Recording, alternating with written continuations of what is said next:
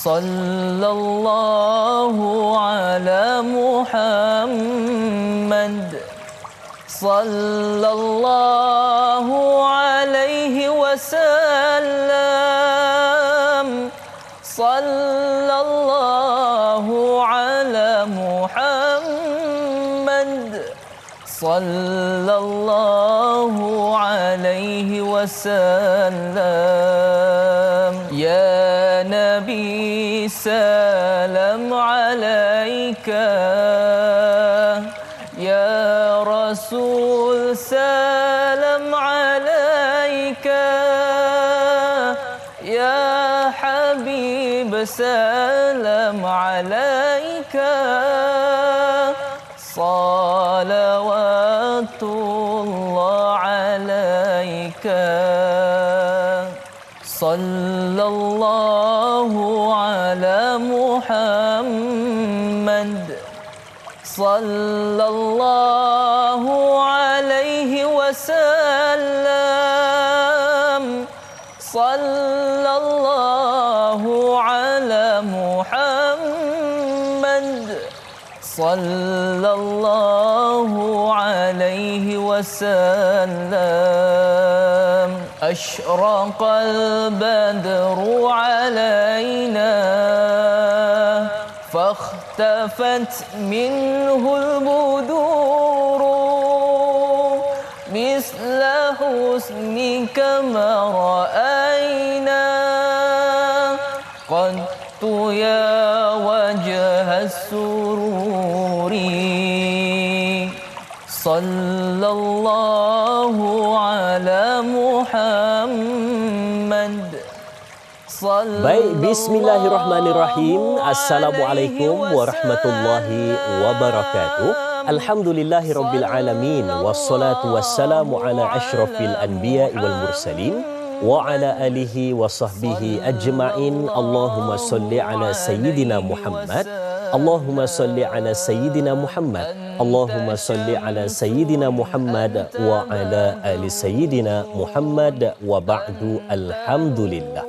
Pertama dan selamanya, mari sama-sama kita panjatkan rasa syukur kita kepada Allah Subhanahu wa taala dapat kita bersama untuk bangun di pagi ini, diberikan kesempatan, diberikan peluang untuk sama-sama mengerjakan ketaatan kepada Allah Subhanahu wa taala dan dapat bersama untuk kita bangun lagi untuk menikmati setiap daripada kurniaan Allah Subhanahu wa taala, mencari setiap daripada kenikmatan berupa kebaikan dalam perkara agama, dan mudah-mudahan pertemuan kita pada pagi ini dirahmati dan diberkati. Apa khabar kepada semua sidang penonton keluarga besar Tanyalah Ustaz? Semoga baik-baik belaka dan sehat-sehat sentiasa. Apatah lagi kita berada pada hujung-hujung tahun 2025 dan kini meniti untuk saki baki yang akhir bagi tahun 2025 tanggal 31 Disember 2025, dan esok hari bakal melangkah ke lembaran helaian muka surat yang baru dalam perjalanan hidup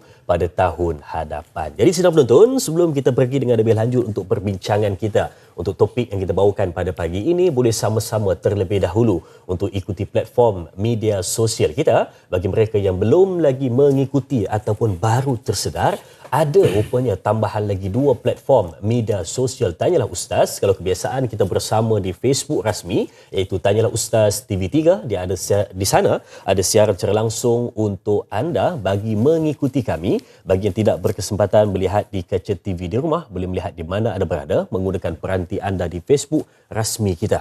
Dan kalau nak bertanyakan soalan di ruangan komen, poster yang tertera perbincangan kita, juga boleh ajukan soalan, pastikan sesuai dengan topik perbincangan. Dan mungkin nak terus ke platform media sosial kita di TikTok dan juga Instagram official Tanyalah Ustaz. Di sana juga ada muat naik ilmiah untuk tatapan anda. Jangan lupa sebarkan untuk sama-sama dapatkan kebaikan bersama, khususnya dalam perkara agama. Baik, tuan-tuan yang dirahmati Allah, pastinya untuk hujung tahun ini kita bawakan kelainan kepada anda, dan kebiasaannya kita bawakan seorang bintang ilmuwan. Dan pagi ini untuk menjawab persoalan berkenaan dengan riwayat Bani Israel, yang mana mungkin ada di antara anda yang sudah pun maklum siapakah dia Bani Israel dan manakah datangnya satu istilah iaitu Israel tersebut? Adakah bermaksud golongan yang berjalan malam, ataupun juga adakah ia membawa maksud satu golongan yang disebut sebagai hamba Allah?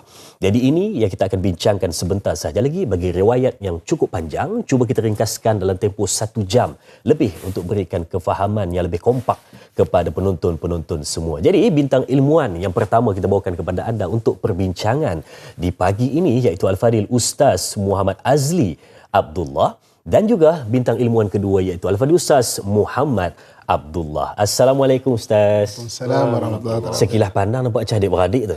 Nama sama. Nama sama.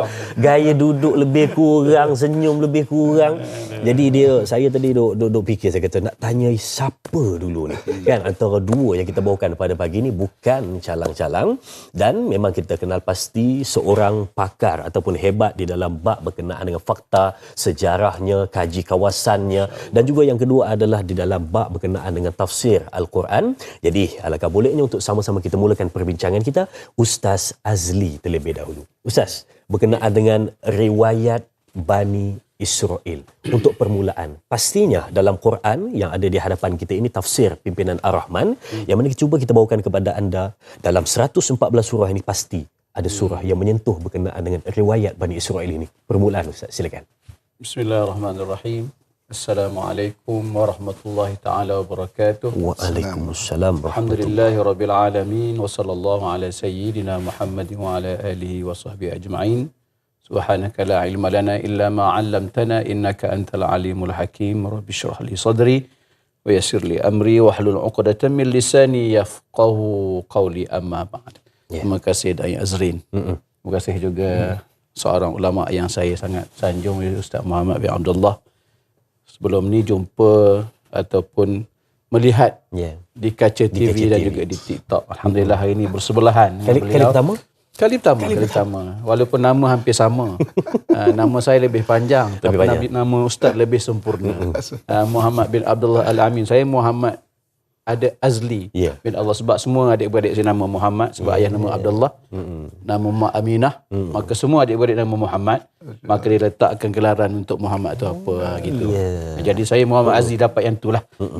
Baik, alhamdulillah hari ini bersyukur sangat kerana duduk bersebelahan dengan dua orang tokoh yang hebat.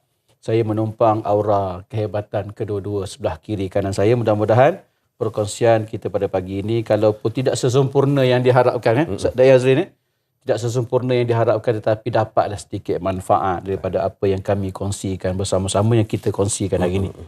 Bercerita berkenaan dengan riwayat Bani Israel, satu tajuk yang sangat besar, Ustaz. Besar sangat, memang rasa berat dan rasa tak boleh nak tidur malam tadi. Aduh, panjang. Duduk sebelah pula Ustaz Muhammad pula. Saya rasa macam mana aku nak balance ni dengan Ustaz Muhammad duduk sebelah ni. Tapi tak apa, Allah maha kasih sayang, Maha memberi, Maha mengetahui. Berkat dengan kalam Allah yang kita baca pada hari ini, insya-Allah sedikit sebanyak Allah mempermudahkan, memperluaskan semua apa yang sempit, Allah perluaskan insya-Allah. Pertama sekali, perkataan Bani Israel itu sendiri dan adalah sebutan dalam Al-Quran. Dan kalau kita buka Al-Quran, ayat pertama yang menyebut berkenaan dengan Bani Israel ialah ayat 40 surah Al-Baqarah. Kita baca bermula daripada pembahagian dalam Al-Quran itu, 3 kelompok manusia, orang beriman, orang musyrikin, kemudian orang munafikin. Kemudian Allah bercerita berkenaan dengan apakah tanggungjawab manusia sebagai hambanya. Kemudian disebut tentang penciptaan Nabi Adam alaihissalam.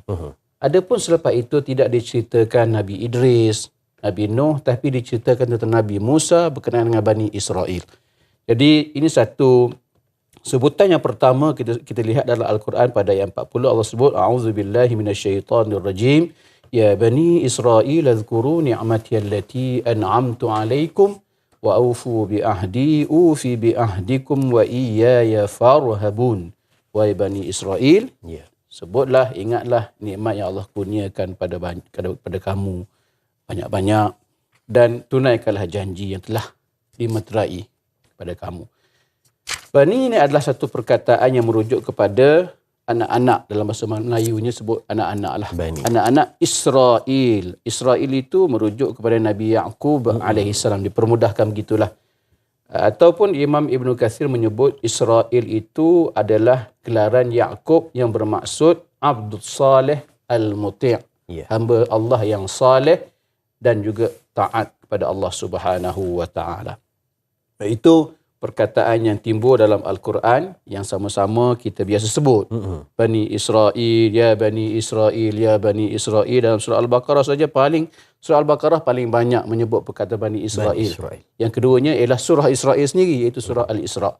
Itu antara dua surah yang menyebut begitu banyak perkataan yang berlega berkenaan dengan Bani Israel dan juga perkataan Al-Yahud ataupun orang-orang Yahudi. Bani Israel, kalau kita melihat kepada sebutan Al-Quran, dia berbeza dengan sebutan waqalatil yahudu ataupun perkataan orang-orang Yahudi itu disebut kalau Yahudi itu nampak kebanyakannya dalam bentuk celaan. Adapun Bani Israel ini lebih umum. Perintah, ya Bani Israel, wahai Bani Israel, ingatlah nikmat Allah, dalam bentuk yang lebih umum.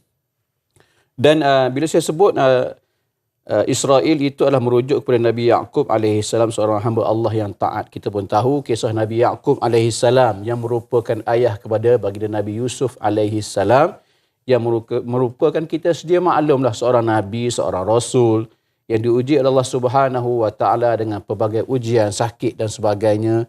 Kemudian berpisah dengan anaknya selama, ada imam tafsir menyebut bahawa berpisah selama 40 tahun lalu bertemu kembali. Ia merupakan seorang hamba Allah yang sangat kuat beribadah dan juga sangat taat pada perintah Allah dan sangat sabar dengan ujian yang Allah berikan kepadanya. Maka gelaran Israel itu sangat sesuai, sangat tepat dengan kedudukan Nabi Yaqub alaihissalam.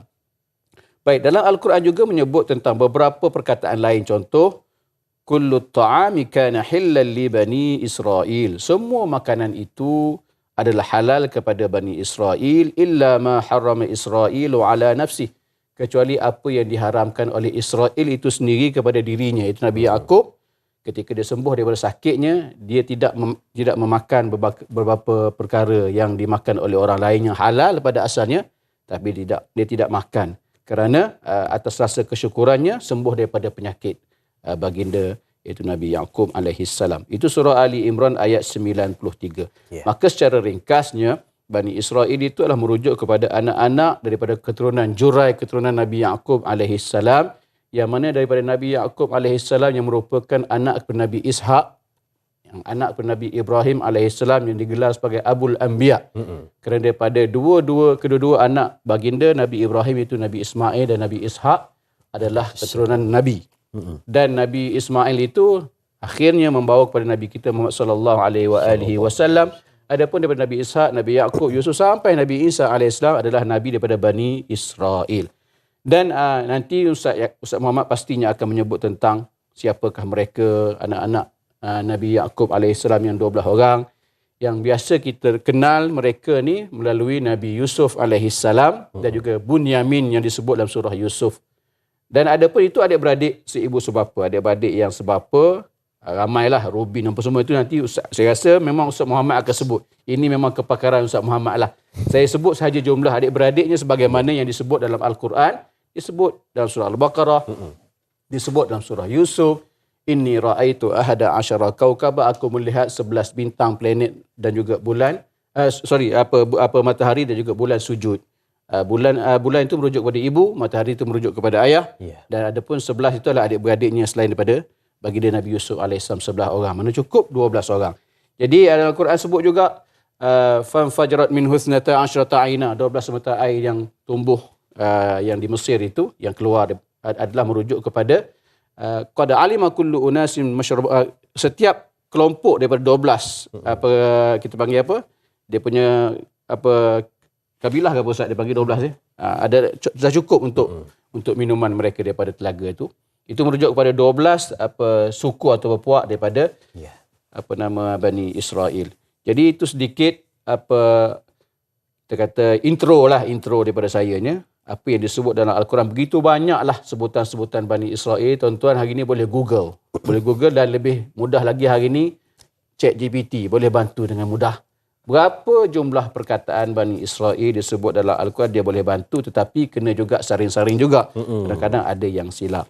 Jadi secara ringkasnya nak dirumuskan bahawa perkataan Bani Israel ini dan juga perkataan Yahudi sebenarnya dia dua makna berbeza. Yang berbeza. Kalau kita sebut Bani Israel ini merujuk kepada anak-anak Nabi atau kita kata anak Nabi Yaqub alaihi salam. Adapun Yahudi ini setengah mengatakan Yahudi itu lahir selepas kedatangan Nabi Musa alaihi salam, yang tu keluar istilah Yahudi. Dan sebutan biasa disebut Yahudi dalam Al-Quran ini merujuk kepada Yahudi yang hidup sezaman dengan Nabi, tentang bagaimana cara mereka bercakap dengan Nabi, dengan sahabat Nabi, bagaimana tindakan mereka itu banyak dirujuk tentang sikap mereka yang kurang beradab, dan juga kita kata perlakuan mereka yang salah, yang songsang, yang disebut dalam Al-Quran. Adapun satu perkara yang kita sebut dengan jelas, kita tidak boleh mencela ataupun menghina sebutan Yahudi itu secara umum begitu, kerana isteri Nabi salah seorangnya adalah berbangsa Bani Israel ataupun Yahudi, iaitu Safiyah binti Huyai, yang mana pernah berlaku di zaman Nabi SAW yang isteri Nabi ini diejek kerana dia berbangsa Yahudi. Maka Nabi kata, kalau mereka ejek kamu, katalah kamu isteri kepada Muhammad, dan bapa kamu adalah Harun, bapa saudara kamu adalah Musa, Nabi Musa alaihissalam. Maka itu cara Nabi mententeramkan keadaan yang berlaku, situasi yang berlaku pada ketika itu, kerana Nabi berkahwin dengan seorang yang berbangsa Israel atau berbangsa Yahudi, iaitu Safiyah binti Huyai, yang merupakan anak kepada ketua kabilah Yahudi pada ketika itu. Jadi itu sekadar intro awal daripada saya lah. Baik, itu tadi kan berkenaan dengan bagaimana surah-surah dalam Quran yang menyebutkan berkenaan dengan Bani Israel sebentar tadi. Dan kita pun nak pergi kepada Al-Fadil Ustaz Muhammad, yang mana juga mungkin akan menyebutkan juga tentang lebih dalam berkenaan dengan siapa sebenarnya Bani Israel ini, dan juga kalau masih ada pada hari ini, di mana riwayat tersebut susur galurnya bersambung. Silakan Ustaz. Bismillahirrahmanirrahim. Assalamualaikum warahmatullahi wabarakatuh. Alhamdulillah wassalatu wassalamu ala Rasulillah wa ala alihi washabihi wa man tabi'ahu wa man nasara wala. Dirahmati Allah, Dai Azrin, seterusnya rakan ahli panel, Ustaz Muhammad Azli, kepada penerbit, kru bertugas, dan kepada seluruh ibu-ibu, akak-akak, ayah-ayah, sahabat abang yang saya sayangi dan saya doakan dengan kebaikan sekalian. Jadi tadi Ustaz Azli ada bincang mengenai ayat Quran, mengenai Bani Israel. Jadi mengenai Bani Israel ni, kalau saya suka bermula dengan timeline. Jadi kita nampak kita ni berada di tahun mana dan mereka tu berada di tahun mana. Jadi Nabi Ibrahim AS tahun ni kurang lebih 2000 tahun ke 1800 tahun ke 2000 tahun sebelum Masihi. Jadi itu maknanya apa yang ada waktu itu. Waktu itu ada dua kerajaan besar. Kalau kita nak faham, kalau kita tak peta lah, katakanlah sebelah kanan ni adalah kerajaan dipanggil kerajaan Mesopotamia. Dan sebelah sini adalah kerajaan Mesir kuno. Jadi Jerusalem ni adalah berada di tengah-tengah. Jadi maknanya Nabi Ibrahim ni berasal daripada Mesopotamia. Mesopotamia ni ada tiga kerajaan. Ur paling bawah, kemudian Babylon yang tengah-tengah, dan Assyria di atas. Jadi Nabi Ibrahim tu dia lahir di Ur. Kemudian dibakar sekitar Babylon tu. Kemudian selepas dibakar tu, jadi Nabi Ibrahim AS nak pergi ke Mesir. Mana kerajaan yang lain lah, dia tak nak Mesopotamia ni. Jadi di tengah-tengah itulah dia bertemu dengan Siti Sarah. Mana di sekitar Jerusalem tu berkahwin dengan Siti Sarah. Jadi kemudian dia berulang ke Mesir, dan di Mesir itulah maknanya berkahwin dengan Siti Hajar. Jadi maknanya Hajar ni adalah berasal daripada orang Mesir. Sebab itu orang Mesir ni dia berbangga ada dua perempuan menjadi dua isteri Nabi. Satu isteri Nabi Ibrahim AS, iaitu Siti Hajar. Yang keduanya adalah isteri Nabi kita Muhammad SAW, iaitu Maria Kibtiyah. Jadi maknanya, jadi berulanglah Nabi Ibrahim daripada Jerusalem pergi ke Mesir. Dia tak pergi dah dekat Mesopotamia ni. Okey. Kemudian Nabi Ibrahim AS, macam mana Ustaz Muhammad Azli sebut tadi, ada dua orang isteri ni, iaitu Siti Hajar dan Siti Sarah. Daripada Siti Hajar ni lah lahir Bani Israel. Daripada Siti Sarah ni lahir Bani Israel. Daripada Siti Hajar ni lah lahir bangsa Arab. Okey. Jadi Nabi Ibrahim anaknya Nabi Ishak. Daripada Nabi Ishak anaknya Nabi Yaqub.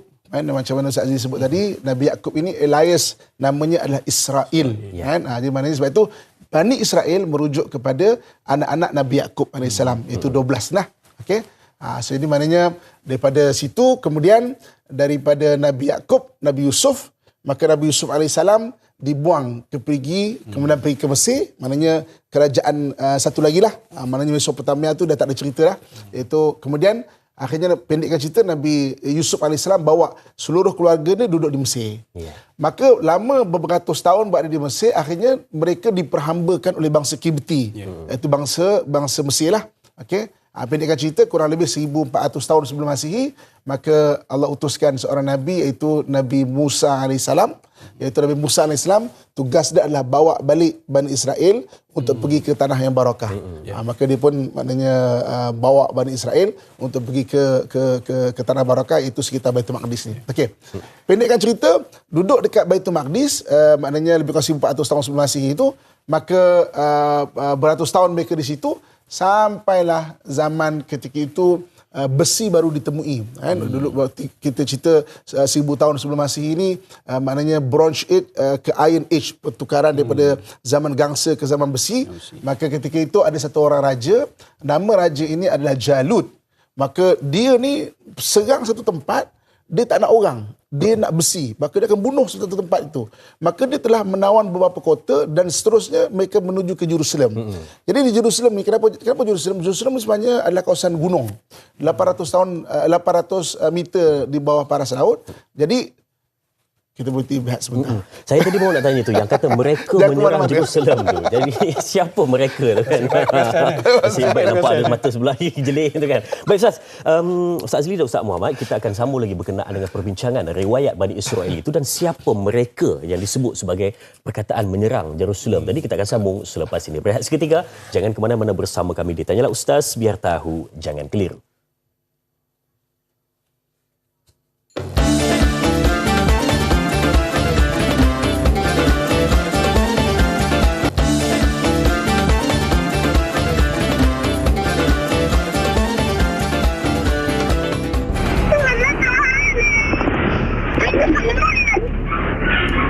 اسمك انت؟ اسمي حمادة.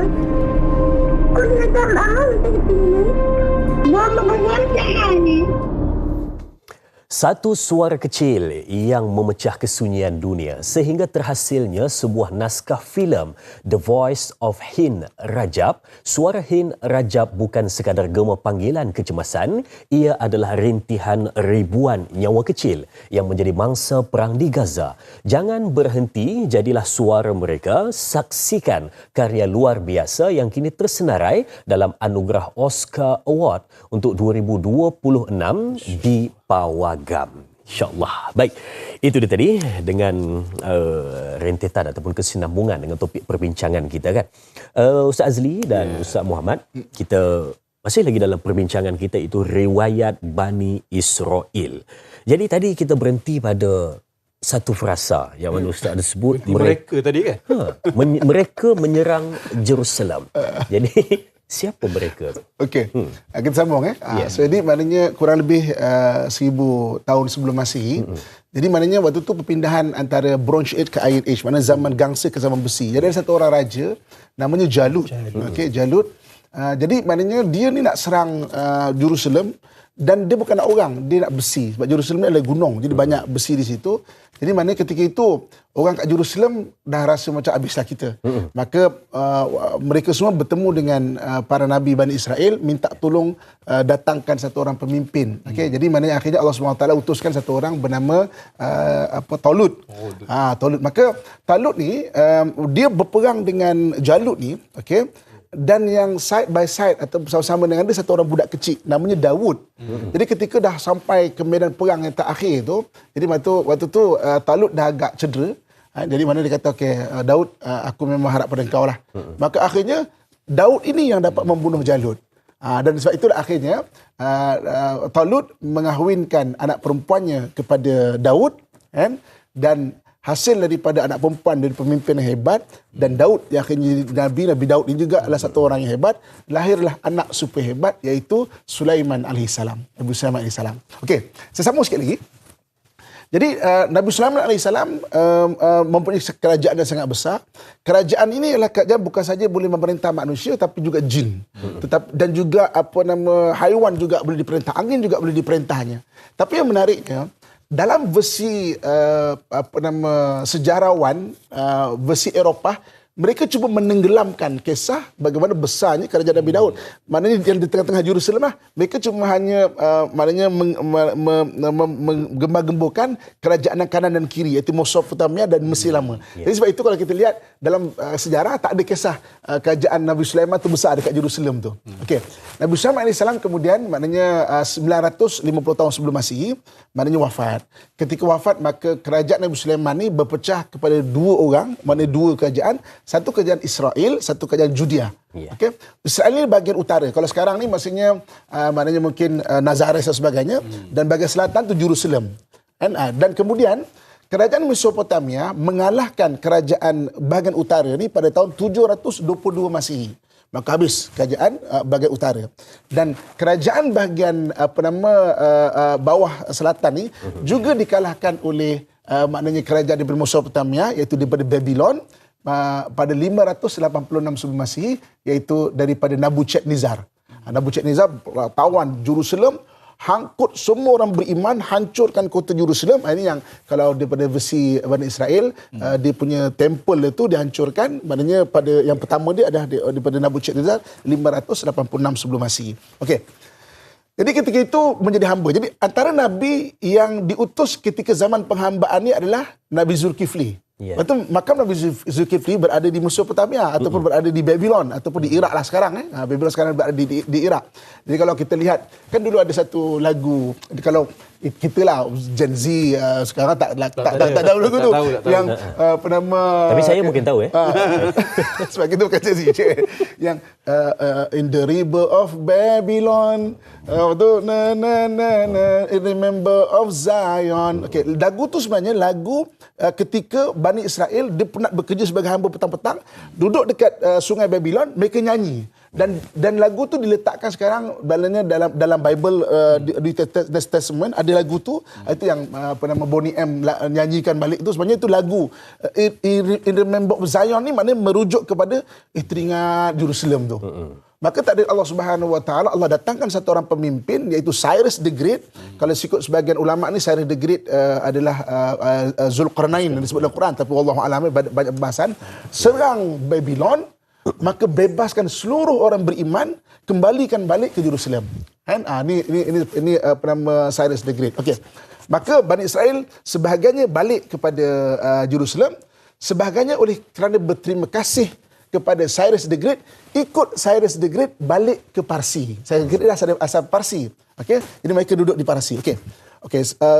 Sebagai penutup dia, sebagai mukadimah dia, maka berlalu masa, Bani Israel yang berada di Jerusalem bersepah-sepah dan pergi apa semua, yang ada di Parsi kekal di Parsi. Jadi Parsi adalah satu Bani Israel yang memang kekal, tidak berpindah-pindah. Tetapi Bani Israel yang berada di Parsi, akhirnya mereka terpengaruh dengan ajaran orang Parsi, iaitu ajaran orang Parsi ini iaitu ajaran penyembahan kepada api, iaitu Majusi.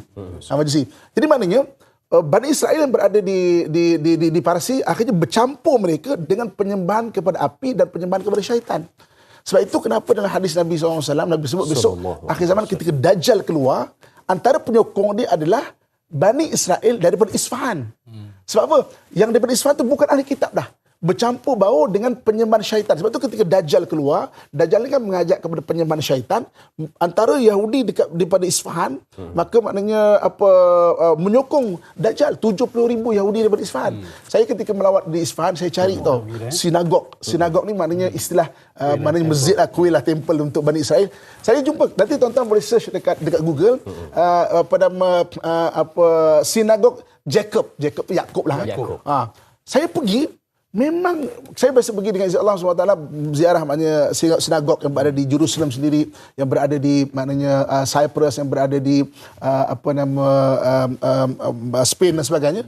Dia punya vibe memang lain. Memang ada vibe Kalau penyembahan kepada syaitan ni dia lain tau. Dia punya kita feel tu Rasa kesyaitanan. rasa kesyaitanan tu memang lain. Saya pergi dan saya jumpa memang lain. Isfahan tu di mana, Ustaz? Isfahan tu kalau sekarang di Iran. Di Iran. Di Iran. Jadi mana 70,000 Yahudi di Isfahan yang akan menyokong Dajjal. Tapi memang lain. Cara berfikir, okey, kita pergi Jerusalem. At least lah yang ahli kitab ni kan tetap percaya pada Tuhan. Yeah. Adalah cahaya percaya pada Tuhan tu. Tapi yang dia di Isfahan, cahaya penyembah syaitan tu macam memang rasa lain macam tu kan. Jangan ke mana kita berhenti. Berhenti di Isfahan tadi ya. Isfahan tu dia. Itu dia kan. Jadi tu kata orang bila rajin berjalan, luas pengalaman, banyak sesuatu yang cuba untuk dikongsikan berkenaan dengan riwayat Bani Israel ini. Dan kita nak kembali ke Ustaz Azli berkenaan dengan masih lagi kita nak merujuk kepada Al-Quran berkenaan dengan Bani Israel ini. Dan kalau kita dapat lihat dalam surah Al-Ma'idah, dalam surah Al-Baqarah dan juga ayat 146 surah Al-Baqarah ada menceritakan tentang beberapa jenis sifat Bani Israel ini. Jadi Ustaz, kita pergi kepada Facebook untuk soalan sahabat kita, Puan Masrifah Nur Jamain. Assalamualaikum Ustaz, soalan saya, bagaimanakah kesombongan orang Yahudi seperti mana yang diceritakan di dalam Al-Quran? Mohon perkongsian ilmu. Terima kasih. Terima kasih juga sahabat kita Puan Masrifah Noh untuk soalan ini. Kesombongan orang Yahudi. Silakan Ustaz. Baik. Terima kasih Puan Masrifah. Saya tidak pernah berdepan dengan orang Yahudi. Mungkin Ustaz Muhammad dah pernah jumpa. Macam mana dia punya lagak dia, gaya dia, istilahnya ini vibe lah. Macam mana cara mereka berinteraksi yang kita mungkin berbeza barangkali. Tapi dalam Al-Quran disebut dengan jelas tentang kita kata kisah kesombongan mereka ni lah, mudah. Kesombongan mereka ni disebut dengan jelas. Salah satunya ialah ayat surah Al-Ma'idah ayat 18. Tuan-tuan, puan-puan semua cuba cek ayat 18 surah Al-Ma'idah. Wa qalatil yahudu wan nasara nahnu abna'ullahi wa ahibba'u. Yang ini memang obvious, memang ketara. Mereka kata apa? Berkatalah orang Yahudi dan juga orang Nasrani, nahnu abna'ullah. Kami ni kedudukan kami, martabat kami ni anak-anak Allah. Sons of God. Itu kedudukan mereka. Wa ahibba'u, dan juga kekasih, orang yang paling disayangi. Sebab tu mereka selalu sebut, we are the chosen people. Kita ni insan terpilih, kita ni anak Allah. Kerana mereka beranggapan mereka ini adalah satu makhluk yang bernama manusia yang lebih baik berbanding dengan manusia lain. Itu satu disebut dalam surah Al-Ma'idah ayat yang ke-18. Kemudian mereka juga antara kesombongannya, pernah tak kita dengar satu perkataan, wa qalu lan tamassana an-naru illa ayyaman ma'dudah. Perkataan lain ma'dudat, ada jamak dengan ada mufrad. Mereka ni tidak akan disambar oleh api neraka. Kecuali kalau kena pun, dia kata apa? Sekejap je. Ini sombong. Maknanya dia tahu dia buat jahat. Tapi kalau kena sekali pun, kena sambar dengan api neraka pun tak apalah. Sekejap je. Tak lama macam kita. Gitu lebih kurang. Kemudian mereka ini, dari bab hukum pula, mereka ni memilih ikut selera. Mereka istilahnya nak makan apa. Mereka pilih. Jadi hukum pun mereka pilih sebagaimana mereka memilih makanan. Contoh surah Al-Baqarah ayat 85. Thumma antum haula'i taqtuluna anfusakum wa tukhrijuna fariqan minkum min diyarihim tazaharuna 'alaihim bil itsmi wal 'udwan wa iyatukum usara tufaduhum wa huwa muharramun 'alaikum ikhrajuhum. Allah sebut afatu'minuna bi ba'dil kitab wa takfuruna bi ba'd fama jazaa'u man yaf'alu dhalika minkum illa khizyun fil hayati dunya ila akhirah. Tiba-tiba pula berbunyi telefon dia. Banyak tu. Banyak tu. Tanya direct lah tu. Baik tuan-tuan, saya cuba menggambarkan kehidupan orang Yahudi fasa mereka berada dengan Rasulullah sallallahu alaihi wasallam di kota Madinah. Pada ketika itu mereka ini ada kelompoknya. Bani Qainuqa, Bani Nadir. Jadi mereka ini ada kelompok yang mereka istilahnya kita kata apa? Mereka sokong. Di Madinah pada ketika itu, Aus dan Khazraj adalah satu masyarakat yang mendominasi kota Madinah pada ketika itu. Jadi mereka ni, orang Yahudi pada ketika itu, Bani Qainuqa ni dia sokong Qainuqa. Sebutlah kalau ikut Arab, Qainuqa. Macam tu. Qainuqa ni dia sokong Khazraj. Adapun Bani Nadir dan Bani Qairuzah ni mereka menyokong Aus. Jadi sokongan ini dipanggil sokongan membawa rebah ni. Mereka ini menyokong sehingga kan mereka ini disebut sebagai afatut minu nabi ba'dil kitab wa takfurun nabi ba'd. Kenapa dalam kitab Taurah menyebut dengan jelas tak boleh menumpahkan darah. Ya. Tetapi apa yang berlaku pada mereka ini sebagai menggalakkan Aus dan Hazrah ni, yang pada ketika itu Aus dan Hazrah ni sembah berhala. Mereka tak tahu hukum halal haram, tak tahu syurga neraka, tak tahu dosa pahala, istilah kita kata gitu.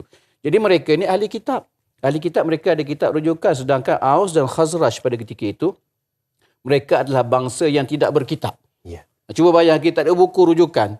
Bawa kereta Proton ke, kereta Merc ke apa ke, tak ada manual user. Jadi susah. Jadi mereka ini berpaut kepada mereka yang pandai pada ketika itu, iaitu orang Yahudi di kota Madinah pada ketika itu. Oleh kerana mereka ini menyokong sampailah membawa rebah tadi, Qairozah dengan Quraizah dengan Qainuqa dan juga Bani Nadir ni menyokong puak-puak tertentu. Lalu apabila mereka tadi Aus dan Hazraj ni bila berlaku pertumpahan darah dan sebagainya, mereka tak ada hukum. Nak hukum cara macam keadilan, kita kata mahkamah keadilan, mereka tu tak ada istilahnya. Jadi mereka menggunakan hukum yang ada dalam kitab Taurah orang Yahudi yang mereka istilahnya bersama tadi. Lalu pada ketika itulah disebut mereka ini sepatutnya mereka membawa Aus dan Hazraj kepada satu kehidupan yang lebih bertamadun. Tetapi mereka mengajak mereka ini untuk berlaku pertumpahan darah, bergaduh. Sehinggalah Aus dan Hazraj ini didamaikan zaman bila? Zaman Nabi SAW masuk ke kota Madinah. Maka inilah disebut dalam Al-Quran, mereka ini adalah bangsa yang beriman dengan separuhnya dan kufur dengan separuhnya. Afatut minu nabi ba'dil kitab wa takfurun nabi ba'd. Itu satu. Dua dah. Saya ini tiba-tiba lagi jauh dah. Dia kena ikut nota juga, takut apa? Takut tertinggal poin saya. Mereka memilih hukum ikut selera. Jadi apa mereka rasa boleh, mereka ikut. Yang tak boleh, mereka tak ikut. Kemudian, satu yang saya nak share, kata Imam Ibn Kathir. Sempat juga saya mencari-cari sedikit tafsir daripada Imam Ibn Kathir menyebut, Allah mengecam mereka ni, Bani Israel, yang hidup pada zaman Nabi. Berdasar ayat yang saya sebut tadi, afatut minun nabi ba'dil kitab, watakfurun nabi ba'd. Kata Imam Ibn Kathir, membunuh sesama mereka adalah satu membunuh di antara Aus dan Hazraj berlaku bermula daripada sikap mereka di orang Yahudi tadi yang menjadi yang kita kata bersekongkol dengan mereka ni. Dan satu sikap yang dibawa yang tidak baik ialah mereka ni mengusir daripada kampung halaman. Pengusiran ni sampai hari ini berlaku. Kita melihat apa yang berlaku pada umat Islam di Palestin diusir, ini sikap yang tak sepatutnya ada, yang disebut dalam kitab Taurah mereka tidak boleh mengusir. Yang ni mereka saya sebut tadi, mereka ni beriman dengan separuh, mereka tidak beriman dengan separuh. Mana yang mereka rasa selera mereka suka, mereka ikut, yang tidak suka dengan selera mereka tak ikut. Contoh tadilah mengusir sebahagian daripada Bani Aus dan juga Hazraj daripada kampung halaman mereka. Dan mereka ini juga keduanya, kata Imam Ibn Kathir, mereka bekerjasama atau membantu membunuh sesama mereka. Itu kedua. Yang ketiganya, ketika tawanan datang kepada mereka, mereka menebus tawanan itu dengan harta. Iaitu mereka membayar tebusan. Meskipun sesungguhnya Taurat sendiri melarang pengusiran itu sejak awal. Jadi itu yang disebut afatut minu nabi ba'dil kitab wa takfurun nabi ba'd. Itu kedua. Yang ketiganya, kesombongan mereka dalam bentuk macam mana? Mereka ni membantah perintah Allah Subhanahu wa taala. Apa yang Allah perintahkan, mereka lawan. Sebagai contohlah, sepaling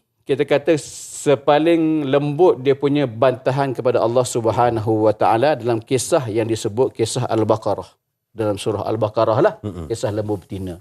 Yang mana berlaku pada zaman Nabi Musa alaihissalam. Kesombongan itu Allah tunjuk walaupun pada peringkat awal kesombongan itu nampak dalam bentuk yang halus. Iaitu mereka ni bila Nabi Musa alaihissalam menyebut, innallaha ya'murukum an tazbahu baqarah. Allah memerintah kepada kamu untuk menyembelih seekor lembu betina, asbab nak mencari pembunuh kepada seorang lelaki. Yang ada khilaf di kalangan ulama tafsir, lelaki itu adalah kampung sebelah, ada kata dia kampung itu juga, diletakkan selepas dibunuh, diletakkan antara dua kampung. Perbincangan itu panjang lah. Tapi dipendekkan cerita, bila lelaki ini dibunuh, maka dengan lidah Nabi Musa AS, Allah memerintahkan supaya mereka ini menyembelih lembu betina. Jadi apa yang berlaku? Kita tahu cerita dia. Cerita dia pertama sekali, lembu itu lembu macam mana. Maka sebenarnya satu sikap yang menunjukkan kesombongan juga ialah Allah sebut la tasalu an asya in tubda lakum tasukum. Jangan kamu tanya satu perkara bila dia cerita pada kamu menyusahkan kamu. Mereka suka bertanya berlebih-lebihan. Dia suka tanya lagi. Sedangkan Allah kata lembu betina mudah cari. Lembu betina ni nak cari ke mana-mana mudah. Tapi bila mereka tasyaddud ila Allah, kata Imam Ibn Kathir, bila mereka ni keras kepada Allah, maka Allah tasyaddud pada mereka. Mereka keras pada Allah, keras kepada mereka. Keras tu macam mana? Bila mereka tanya pada Nabi Musa, okey, lembu betina macam mana? Maka Nabi Musa pun jawab, lembu betina itu awanum baina zalik, umur pertengahan, tak tua tak muda. Jelas tak jelas lembu betina, kemudian tidak tua tidak muda, senang cari. Tetapi mereka tanya lagi, akhirnya menyusahkan mereka. Okey, warnanya apa? Safra faqi' launuha, warna kuning terang, tasurrun nazirun, tengok wow, lembu ni kuningnya. Kemudian tanya lagi lembu tu macam mana? Maka didetailkan lembu ni la taskil hars musallamatul la syata fiha. Bagai-bagai lagi penerangan, kita sambung lepas ni lah. Banyak bertanya pun masalah juga. Itulah. Banyak bertanya yang bila mana dapat jawapan menyusahkan kamu. Ini tadi ada dalam surah Al-Maidah ayat 18, Al-Baqarah 71 dan juga Al-Baqarah 146. Menunjukkan bahawa kesombongan ini di antara kesombongan yang mana ada pada puak Yahudi ini. Jadi Ustaz Muhammad, Ustaz Muhammad Al-Amin, ya. Tadi dalam surah Al-Maidah ayat 18 tadi, kalau kita dapat lihat daripada keseluruhan ayat, di awal ayat tersebut ada menyebutkan tentang dua golongan, iaitu Yahudi dan Nasrani. Jadi kita biasa sebut berkenaan dengan dua golongan ini dalam Al-Quran, tapi kita tak pernah nak meneliti adakah ianya golongan yang sama ataupun golongan yang berbeza. Dalam hadis Nabi pun ada sebut, Yahudi dan Nasrani takkan redha kepada kamu selagi mana kamu tidak mengikuti ayat apa yang mereka bawa. Jadi ada perbezaan tak Ustaz di antara dua golongan ni? Silakan. Okey. Orang-orang Yahudi ni iaitu daripada Bani Israel. Bani Israel ni adalah satu bangsa. Okey. Jadi disebut sebanyak 41 kali pasal Bani Israel dalam Al-Quran. Tapi Yahudi disebut sebanyak 8 kali. Jadi orang Yahudi ni siapa? Orang Yahudi adalah orang Bani Israel yang engkar. Sebab itu orang Yahudi dia nak supaya diri dia digelar Israel. Sedangkan orang Israel adalah ahli kitab. Nama negara pun Israel. Ya, nama negara pun dia letak nama negara Israel. Padahal dia orang Yahudi, mana orang yang engkar, orang yang mungkar, orang yang memang dicela dalam Quran dan sebagainya. Lepas tu kalau kita lihat dalam Quran, saya suka kadang-kadang Quran ni quiz Quran. Quiz, ya. Okey. Kita tanya dari Azrael mewakili seluruh penonton. Sila jawab. Saya beri markah. Okey. Siapakah golongan dalam Quran? Dia berbohong tapi dia masuk syurga. Dia bohong syurga dan ada yang dia cakap betul tapi dia masuk neraka. Tolong saya. Boleh ya. Okey, pendekkan ceritalah. Okey. Orang yang dia berbohong tapi akhirnya dia masuk syurga adalah adik-beradiknya Nabi Yusuf AS. Dia kan berbohong kat bapak dia. Tapi akhirnya dia masuk syurga. Betul. Siapakah orang yang dia bercakap benar tapi dia masuk neraka? Orang Yahudi dan orang Nasara. Dalam Quran Allah SWT sebut surah Al-Baqarah 113, wa qalatil yahud laisatin nasara ala syai'. Orang Yahudi kata orang Nasrani tak betul. Kan? Wa qalatil nasara laisatil yahud ala syai'. Maknanya orang Nasara pula kata orang Yahudi ni tak betul. Kan dua-dua tu cakap benar. Tapi dua-dua tu masuk neraka. Apa beza dia? Beza dia adalah taubat. Sebab itu umat Muhammad diajar taubat. Maknanya kau buat salah tak apa, itu manusia, tapi kau kena ada taubat. Jadi orang yang bercakap bohong kemudian masuk syurga, adik-beradik Nabi Musa, adik-beradik Nabi Yusuf, kenapa? Sebab ada taubat itu. Jadi Allah nak highlight taubat. Okey, balik pada orang Yahudi dan Nasara tu. Jadi orang Yahudi ni adalah orang daripada Bani Israel dan agama Yahudi dia tidak buka pada orang luar. Maknanya dia adalah daripada Bani Israel, maknanya dia yang berpegang kepada syariat Nabi Musa AS. Okey. Orang Nasrani adalah golongan orang-orang Yahudi yang mula buka, maksudnya kepada orang-orang yang bukan orang Yahudi. Jadi sebab itu ketika Nabi Isa AS dilahirkan pada tahun 1 Masihi, Nabi Isa diangkat ke langit bukan 27 Masihi ataupun ada riwayat kata 32 Masihi. Maka bermula dengan Bani Israel saja. Tapi kemudian anak-anak murid Nabi Isa mengajarkan kepada orang-orang lain termasuk orang Rom. Sebab itu pada tahun 315 Masihi orang Rom menganut ajaran Nasrani. Dan maknanya dalam Maharaja Konstantin kan, bermulalah orang Rom maksudnya kemudian menjadi Nasrani. Jadi maknanya orang Nasrani ini ahli kitab daripada bangsa-bangsa yang lain. Orang Yahudi adalah ahli kitab untuk Bani Israel saja. Dan dua-dua ni wujud pada zaman Nabi SAW. Dan kemudian sebahagian ahli kitab dan Nasrani pun masuk Islam. Sebahagian daripada orang Yahudi pun masuk Islam. Kerana Nabi SAW menerangkan kembali maknanya ajaran-ajaran yang telah mereka ubah. Jadi itu yang maknanya beza antara Bani Israel dan orang Yahudi dan orang Nasrani. Yang kedua-dua ini disebut dalam Quran. Baik. Saya sebenarnya daripada pencerahan Ustaz Azli tadi, ada satu soalan nak diajukan kepada Ustaz Muhammad berkenaan dengan bagaimana tiba-tiba Yahudi boleh ada di Madinah. Itu perjalanannya untuk timeline tadi tu kan. Tapi untuk persoalan berkenaan dengan itu, kita akan bawakan kepada anda selepas ini. Jadi sedang penonton, kita berehat seketika. Jangan ke mana-mana, teruskan bersama kami di Tanyalah Ustaz, biar tahu jangan keliru.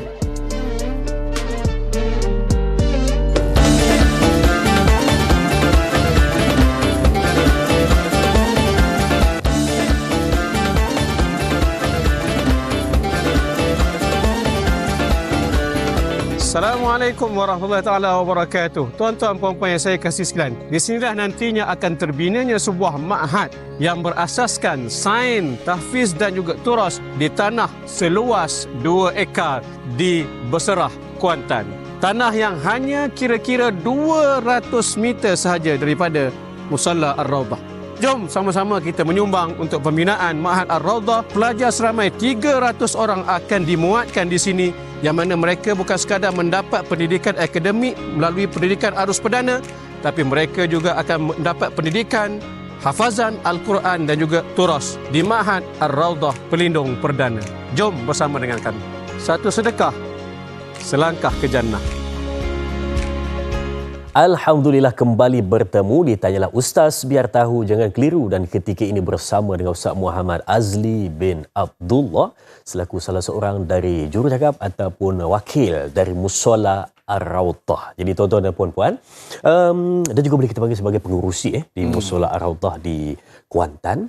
Jadi Ustaz, berkenaan dengan Musalla Ar-Rawdah ini, dalam usaha untuk membina, merealisasikan dalam proses yang berterusan untuk penambahbaikan.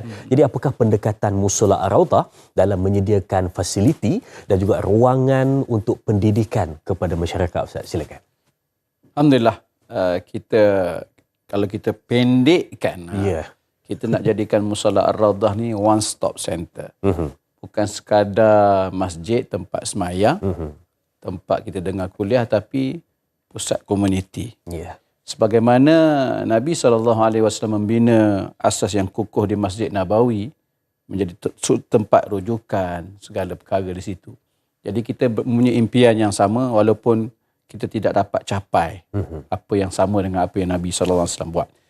Di Musalla Ar-Rawdah ni kita membina, bukan sekadar membina satu bangunan, tapi kita membina aktiviti. Yang mana di sini alhamdulillah baru saja minggu lepas kita penuhi program-program yang agak menarik lah. Contohnya kehadiran Datuk Nafizah Musa, sebelum tu datang Ustaz Mat Sumuk, Mat Kecil, sebelum tu datang Saudara Azhan Rani, hari yang sama. Kerana kita nak mengimarahkan masjid supaya jadi tempat yang bukan sekadar tempat untuk orang-orang tua macam saya lah. Orang kata nak tunggu mati. Jadi kita ajak juga anak-anak ni dengan program. Contohnya ketika hadiran sahabat kita Azharani itu, kita buat program derma darah. Kita anak masjid ni macam terpencil daripada program-program begini. Jadi alhamdulillah sumbangan daripada masyarakat kepada Musalla Ar-Rawdah ini yang mereka begitu menyokong program kami. Jadi kita nak bazirkan bangunan yang siap, yang bangunan tu kalau kita amount yang kita dah untuk menyiapkan bangunan itu adalah 8 juta ringgit.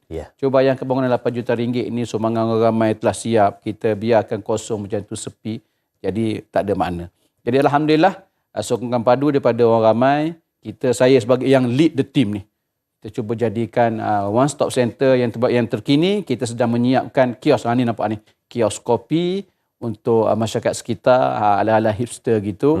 Kita nak kalau boleh mereka yang tak biasa dengan masjid datang ke masjid, berjinak-jinak dengan masjid. Dan kita juga ada camp solat baru ni. Anak-anak yang cuti sekolah ni, baru masuk cuti ni, kita penuhkan dengan aktiviti. Ini pula tuan-tuan puan semua, ini adalah gambaran yang terkini. Kita masukkan peralatan di Mardah yang merupakan projek terbaru Mushola Ar-Rawdah. Kita nak bina Ma'had Ar-Rawdah. Yang 30 orang pelajar ni akan masuk di sini bermula sesi awal Januari ni. Mereka akan masuk di sini 30 orang. Kita sewa dulu rumah dekat dengan Mushola Ar-Rawdah dan kita gunakan bangunan atas Mushola Ar-Rawdah tu sebagai tempat mereka belajar. Ada 3 kelas ber-air condition, mereka akan belajar di situ. Mereka akan belajar 3 aliran. Akademik, mereka belajar hafaz Al-Quran dan mereka juga belajar kitab turas ataupun kitab tradisi agama. Supaya mereka ni kemah, kata orang tu, dunia dan juga akhirat mereka, insya-Allah. Baik, itu dia kan. 30 orang untuk pengambilan awal 30 kan. orang, Ustaz, bagaimana pula proses untuk bagi penonton-penonton yang nak menyumbang kepada proses ini? Mungkin Ustaz boleh kongsikan caranya? Baik, bagi mereka yang nak menyumbang ni, nampak di skrin TV ni, punyalah besar QR-nya. Kalau tengok saja, senyum saja tak jadi sedekah dah tu. Senyum kat Da'i Azrin mah boleh sedekah. Senyum kat QR tu tak jadi. Dia kena halakan handphone masing-masing. Tekan dia punya amount sama ada 1, 2, 3 di depan. Tapi banyakkan sikit kosong belakang Da'i Azrin ni. Kosong belakang tu penting, lebih-lebih kan. Jadi kita nak sangat, impian kami bermula Januari ni, kita mula buat bangunan baru ni. 2 tahun kemudian bangunan ni siap. Pelajar yang masuk tingkatan 1 ni, ketika bangunan tu siap, mereka masuk tingkatan 3. Maknanya mereka SPM tu nanti di bangunan yang dah lengkap dah. Harapnya begitu. Tapi ini semua impian dan juga harapan kita lah. Kalau tanpa sokongan tuan-tuan puan semua, hanya senyum saja tadi, tak dapat nak menolongnya. Tak dapatlah kita nak buat apa-apa. Harapnya sumbangan masuk, kencang, laju dan kita boleh bina bangunan secepat 2 tahun. Kita pecahkan fasa Da'i Azrin. Kalau ikutkan kos keseluruhannya RM19 juta untuk bangunan yang menempatkan 300 orang pelajar. Tetapi kita pecahkan fasa. Untuk fasa pertama RM5 juta diperlukan untuk bangunan akademik dan asrama dulu. Dewan, playground semua kita kemudiankan. Untuk fasa 1 siap, boleh guna terus macam tu.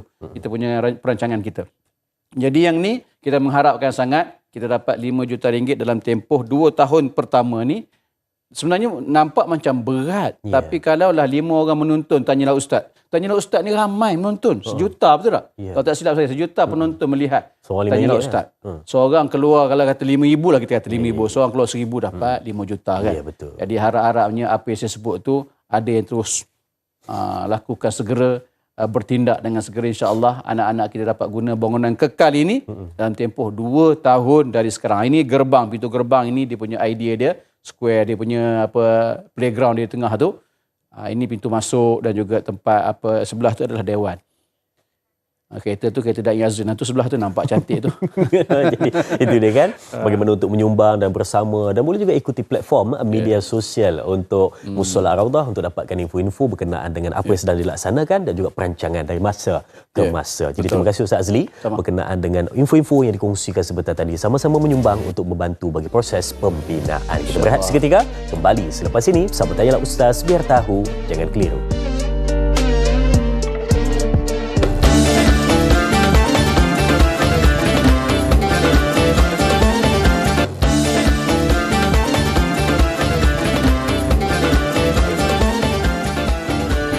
Alhamdulillah kembali bertemu di Tanyalah Ustaz, biar tahu jangan keliru. Dan kita nak terus lagi berkenaan dengan bagaimana riwayat Bani Israel sebentar tadi. Ustaz, kalau kita dapat tengok kan dalam Al-Quran kan, banyak cerita berkenaan dengan Bani Israel ini. Jadi mungkin ada sesuatu yang cuba disampaikan di dalam Al-Quran tentang Bani Israel. Kenapa Ustaz? Baik, cuba kalau kita rujuk kepada apa yang ditanya, kita gabungkan terus. Kenapa Bani Israel banyak disebut dalam Al-Quran? Satu perkara yang memang kita kena terima dengan hati yang terbuka ialah mereka ini paling dekat dengan sejarah kenabian lah. Tidak ada satu bangsa yang dipenuhi dengan dalam sejarah hidup mereka tu para nabi, para anbiya. Sepanjang-panjang perjalanan hidup mereka, daripada Nabi Ibrahim, Nabi Ishak, Nabi Yaqub, Yusuf, Ayub, Syuaib, sampailah Nabi Isa AS. Mereka ini adalah keturunan yang kita kata betul lah, kalau kita kata kita terima mereka ini adalah keturunan yang baik-baik. Di kalangan mereka ini adalah para nabi, para anbiya. Maka mereka ini diceritakan kepada kita, kepada umat Nabi Muhammad SAW dalam Al-Quran dalam bentuk iktibar. Iktibar itu macam mana? dalam apa kita kata kehebatan bangsa mereka Israel ini, Bani Israel ini yang hebat, para anbiya lahir begitu ramai daripada keluarga mereka, keluarga Bani Israel ini. Tapi dalam masa yang sama, apa yang berlaku satu kita kata kebejatan lah kita kata. Kita kata masalah akhlak, adab, kedegilan, kesombongan, melawan hukum Allah Subhanahu Wa Taala dan sebagainya. Nak mengajar kepada kita daripada sehebat-hebat bangsa yang lahirnya begitu ramai para nabi pun ada begitu banyak masalah yang hari ini kita dapat melihat. Mereka hidup lagi bersama dengan kita. Kita melihat lagi bagaimana mereka ni hidup dalam dunia hari ini, zaman moden ni, zaman Gen Z ni, mereka masih lagi bersama kita. Kita melihat bagaimana kesombongan itu masih ada, kedegilan itu masih ada, pengusiran itu masih ada. Mana Allah nak ajar pada kita, walau daripada mana kamu sekalipun, sehebat mana bangsa kamu, ayah, nenek, nenek kamu, sehebat mana pun, kalau kamu tidak mengikut aturan Allah Subhanahu Wa Taala, kamu akan tewas, kamu akan gagal. Kamu gagal masuk syurga Allah Subhanahu Wa Taala walaupun kamu datang daripada kelompok yang baik-baik. Maksudnya tadi kena pesan kan? Betul. Aja kan? Tapi saya dapat satu benda tadi. Banyak diceritakan bukan sengaja, tetapi ianya adalah satu benda yang baik itu kita jadikan sebagai pengajaran dan yang buruk itu jadikan sebagai iktibar supaya jangan jadikan sebagai cara hidup kita. Itu yang ada pada penceritaan Bani Israel banyak di dalam Al-Quran. Jadi sedang menonton, kita nak tamat dahulu di sini di TV3, sambungan 30 minit di TV9, teruskan menonton. Tanyalah Ustaz, biar tahu, jangan keliru.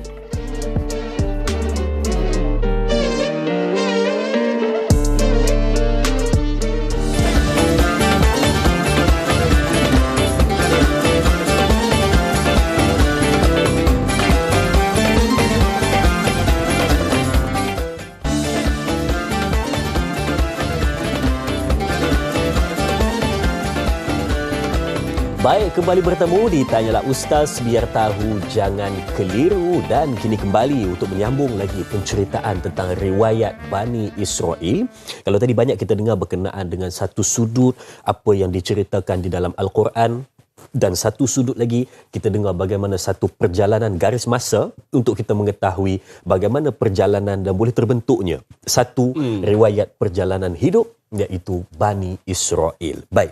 Tadi kita ada cerita berkenaan dengan kenapa banyaknya diceritakan tentang Bani Israel dalam Al-Quran. Pastinya ada sesuatu yang cuba diambil, dan mungkin juga kita nak ambil soalan di Facebook dari sahabat kita Syahira Lia Muhammad untuk kesinambungan perbincangan kita. Assalamualaikum Ustaz. Baik, dua soalan di sini.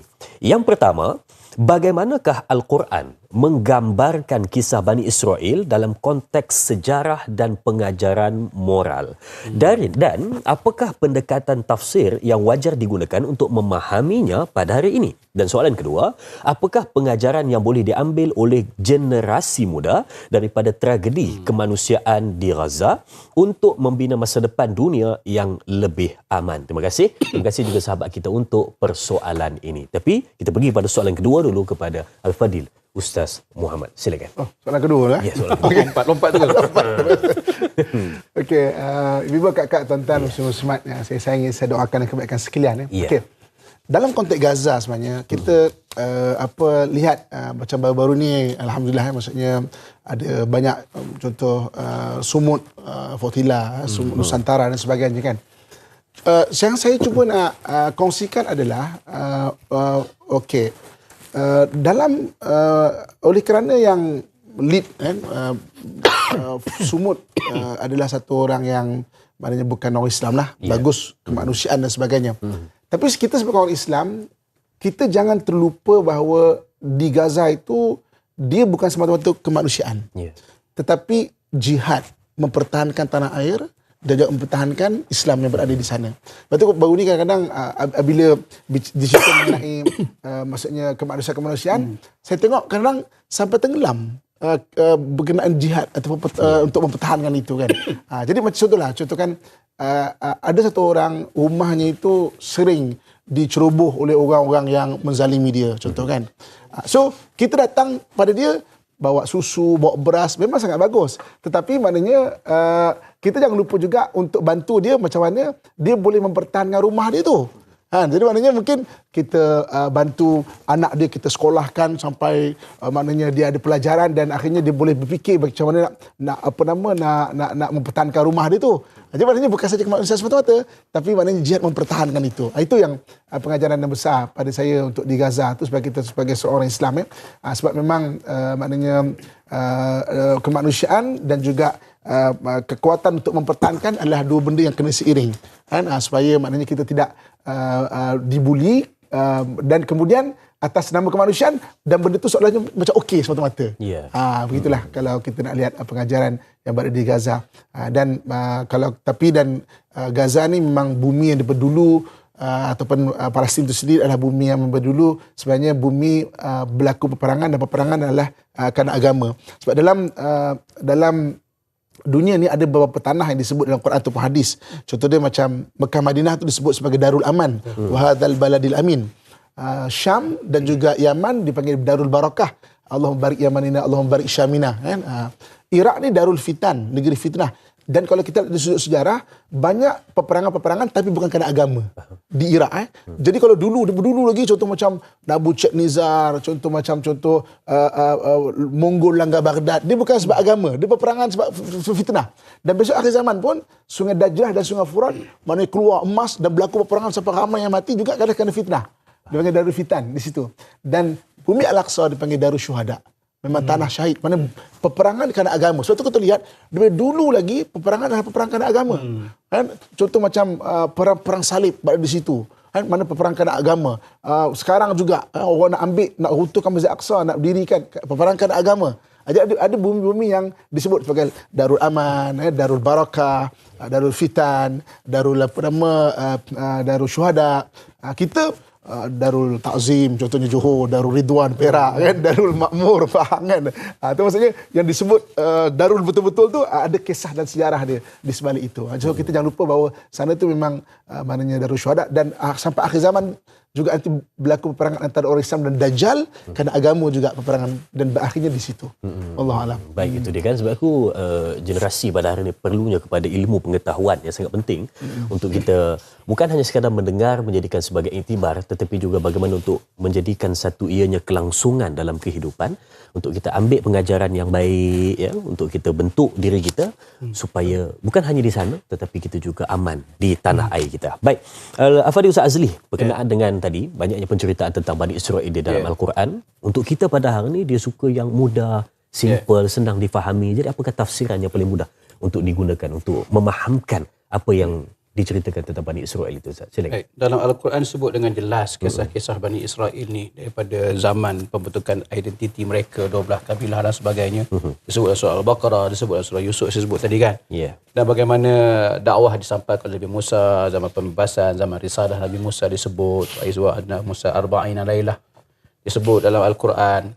Kejayaan kerajaan pada zaman Nabi Sulaiman, Nabi Daud disebut sampai tahap wa kasyafat an saqaiha, ketika Balqis masuk ke dalam istana. Mana zaman tu hebat mereka ni disebut dalam Al-Quran. Dan juga disebut Al-Quran tentang kehancuran zaman mereka ni berlakunya penyimpangan kepada agama. Contohnya seawal-awal disebut dalam Al-Quran dalam surah Al-Baqarah, lan nasbiru ala ta'amin wahid. Mereka ni tak sabar dengan makanan yang sama. Tak bersyukur dengan manna wassalwa. Jadi mereka ini minta lagi. Jadi disebut tentang penyimpangan, kehancuran. Dan disebut juga tentang era Nabi SAW yang mana mereka ini berdialog dengan Nabi, bukan sekadar dengan orang-orang Yahudi, bahkan juga dengan orang Nasrani. Jadi semua ini diceritakan dalam bentuk, kadang-kadang kita lihat ada penceritaan itu agak detail dan ada cerita dalam bentuk umum. Jadi semuanya lebih kepada memberi iktibar kepada kita, umat Nabi Muhammad SAW, agar kita ini hidup kita berteraskan wahyu. Dan yang keduanya tadi, soalan tadi daripada Syahir Alia tadi, pendekatan tafsir yang wajar kita gunakan. Tafsir ni kita dalam ilmu tafsir ini dia ada disiplin yang sangat ketat lah. Betul. Sebab itulah orang macam saya, kita ni bukan ahli tafsir, kita hanya menakalkan kalam ahli tafsir. Kita kena berhati-hati, kadang-kadang ada cerita-cerita yang Israiliyat yang kita kata bukan tolak semua, bukan terima semua. Jadi kita kena berhati-hati dalam penceritaan kisah-kisah Israiliyat. Kerana bimbang kita telah mencampur adukkan kisah-kisah tidak benar tentang nabi-nabi ataupun para anbiya. Maka sebab itulah kita kena rujuk tafsir-tafsir yang muktabar, sebagai contoh Imam Ibn Kathir. Tapi adakah dalam kitab tafsir terselamat daripada segala macam kita kata cerita-cerita yang Israel? Ada juga kadang bercampur. Jadi kita kena banyak meneliti, mengkaji dan membaca tafsir-tafsir yang terutama saya sebut tadi, tafsir-tafsir yang muktabar, Ibn Kathir, At-Tabari. Darjat yang paling tinggi dari Ibn Tafsir ni tentulah Imam Ibn Jarir At-Tabari, itu darjat yang paling tinggi dan disebut oleh alim ulama tafsir, tafsir yang terbaik.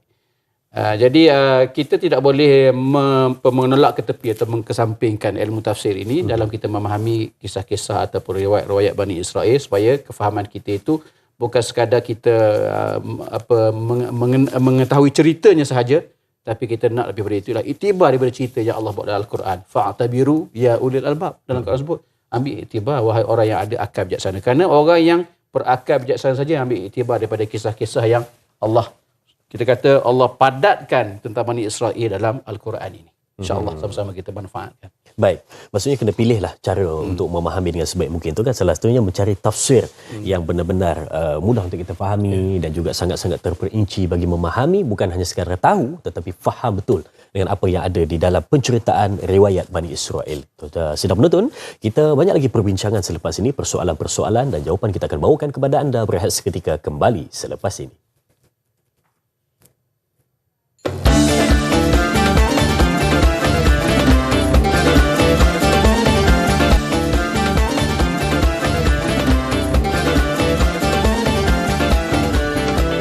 Baik, terima kasih diucapkan kepada semua penonton. Keluarga besar Tanyalah Ustaz, biar tahu jangan keliru, yang tetap setia bersama dengan kami mengikuti perbincangan riwayat Bani Israel.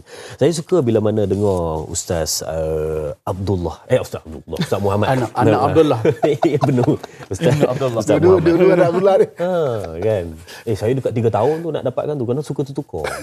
Tertukar dengan nama Ustaz Jazlan sekali. Tapi betul kadang kan. Assalamualaikum, boleh cakap Ustaz Abdullah? Ustaz Abdullah meninggal lah. Lama dah meninggal dah. Bila meninggal? Ustaz Muhammad ada. Anak dia ada. Aduh. Baik.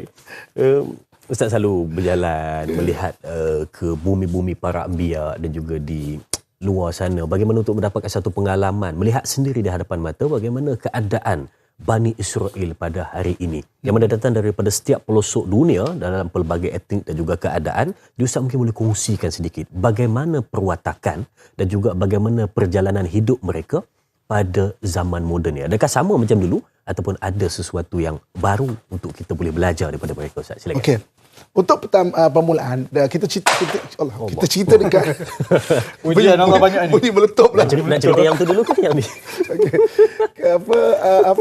Untuk permulaan dia, kita fokus sekarang ni yang berada di Palestin atau Israel sekarang ya. Yeah. Dekat Israel sendiri pun dia ada 2 grup. Satu mereka gelar mereka sebagai Zionis, satu lagi mereka gelar mereka sebagai maknanya ortodoks lah, ataupun maknanya dan Zionis yang ortodoks dia memang tak ngam. Tak boleh.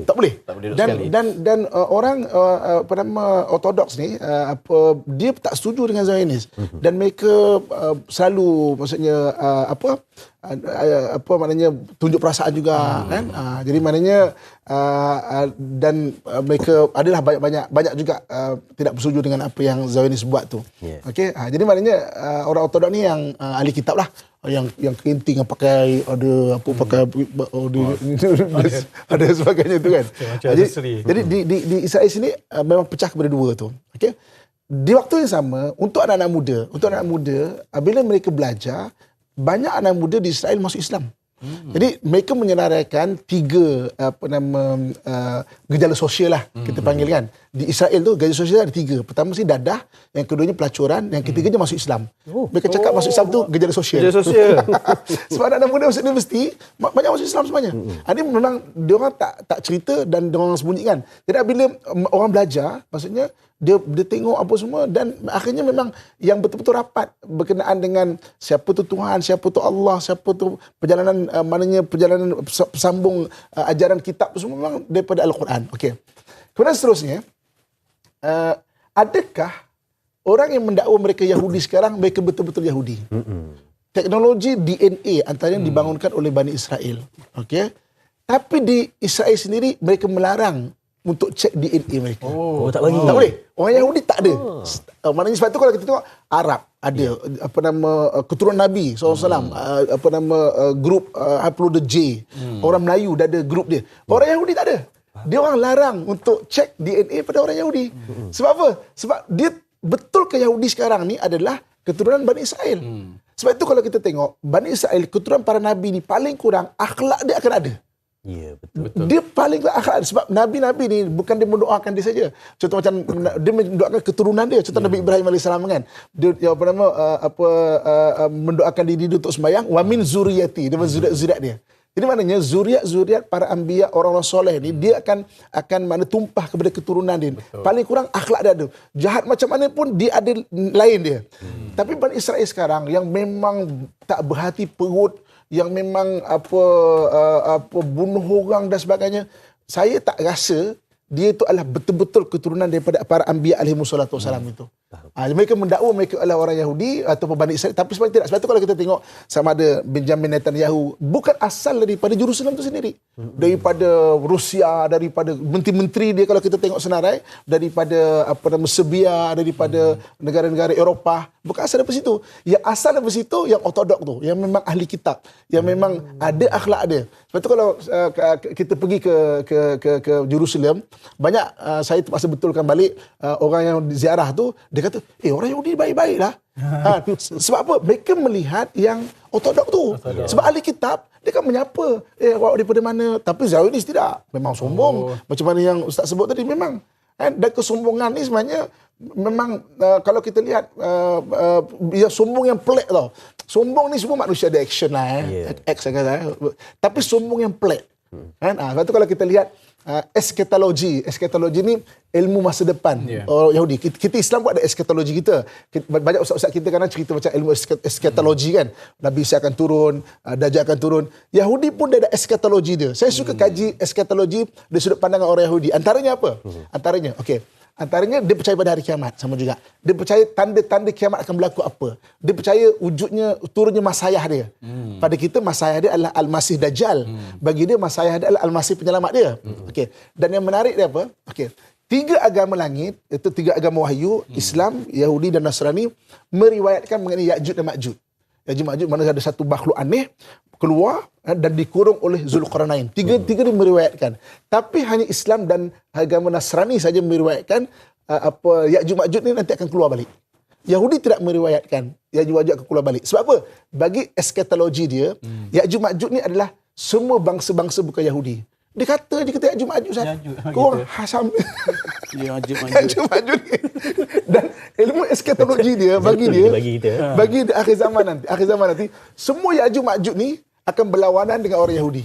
Sebab tu ketika sumut baru ni dia kata dia dah sebut dah, dia kata ni semua dia Ya'juj Ma'juj datang dah. Gog and Magog tu datang dah untuk menyerang dia. Oh betul lah eskatologi dan sebagainya. Itu orang Yahudi punya, kalau kita baca eskatologi dia memang agak menarik lah. Kita tengok point of view dia mengenai akhir zaman. Apa yang dia faham mengenai akhir zaman mengikut kepercayaan dia. Bagi kita ada Al-Quran, ada hadis kita kan. Jadi soalan dia, adakah Yahudi sekarang ni keturunan para anbiya alaihissalatu wassalam yang sebenar, ataupun mereka hanya mengaku mereka orang Yahudi tapi mereka bukan sebenar keturunan para anbiya itu. Sebab ciri-ciri keturunan Nabi itu lain. Dia tetap ada doa, keberkatan doa para anbiya tu pada keturunan-keturunan tu. Dan saya tengok tidak ada ciri-ciri mana keturunan Arab anbiya kat situ tu, di situ dia tak ada akhlak dan tidak ada maknanya ciri-ciri doa daripada keturunan anbiya itulah pada Bani Israel ataupun Yahudi yang sekarang. Wallahu alam. Saya nak pembuktian untuk yang menandakan bahawa mereka itu juga adalah betul-betul daripada bangsa Yahudi yang asli juga. Tak ada diberikan sebab tak boleh buat ujian. Dia tak ada, dia tak benarkan, di Israel tak benarkan. Mesti ada sesuatu tu. Baik. Mesti ada sesuatu. Yang kita marah tu dia cah kita ni tadi Ya'juj Ma'juj Zat dia panggil kita. Itulah itu yang tahu apa hati tu. Nak marah. Diperangkap di mana kita tu? Baik, Ustaz Azli. Sahabat kita di Facebook, Kasih Nurul Shah 2, bertanyakan soalan berkenaan dengan, katanya, Assalamualaikum Ustaz, apa khabar? Moga dalam keadaan sihat dan baik. Bagaimanakah cara untuk menghindar diri kita sebagai umat akhir zaman ini daripada terjebak dengan tingkah laku Bani Israel? Maksudnya mungkin yang sebelah kepada mazmumah itulah. Baik, terima kasih kepada sahabat kita Kasih Nurul Shah, dan saya serahkan kepada Ustaz untuk. Terima kasih. Kita ummah Muhammad ni ummah rahmah, ummah mahmiyah.